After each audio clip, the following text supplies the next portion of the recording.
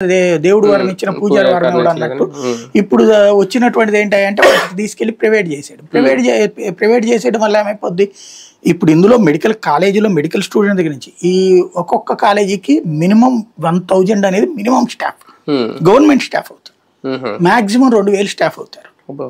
Out sourcing అన్ని కలిపితే 2000 నుంచి 2500 మంది స్టాఫ్ అవుతారు. అంటే 17 కాలేజీలకి దగ్గర 20,000 మంది స్టాఫ్, మినిమం మాక్సిమం 40,000 మంది స్టాఫ్, ప్లస్ దాని చుట్టూ అవుట్ సోర్సింగ్, నీకు అక్కడ ఏది డయాగ్నోసిస్ సెంటర్లు మొత్తం అంతే కదా. ఇప్పుడు మీరు ఒక ఎన్ఆర్ఐ చూడండి, లేకపోతే ఒక మణిపాల చూడండి, ఒక అపోలో చూడండి, లేకపోతే ఒక యశోద చూడండి, ఏం చేస్తారు, హాస్పిటల్లో పెట్టుకుంటారు అవన్నీ. వాళ్ళు అవి కూడా ఏం చేస్తారు, అవుట్ సోర్సింగ్ ఇచ్చేస్తారు.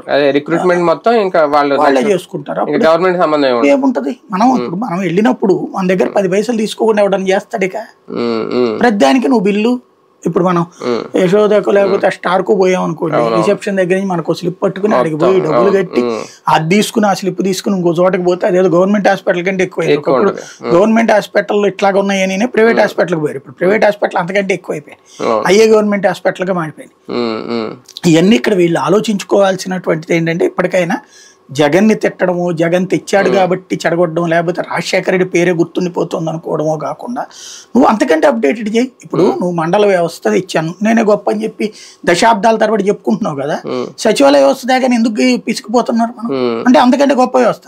నీ వ్యవస్థ కంటే తర్వాత వ్యవస్థ తెచ్చానని చెప్పి జగన్ ఆ వ్యవస్థలో నేనెందుకు జోక్యం చేసుకోవడం వదిలేదే, అంతకంటే అప్డేటెడ్ వెర్షన్ తీసుకో. కానీ వైద్యం విషయంలోను వైద్యం చదివే విషయంలో రెండిట్లోనూ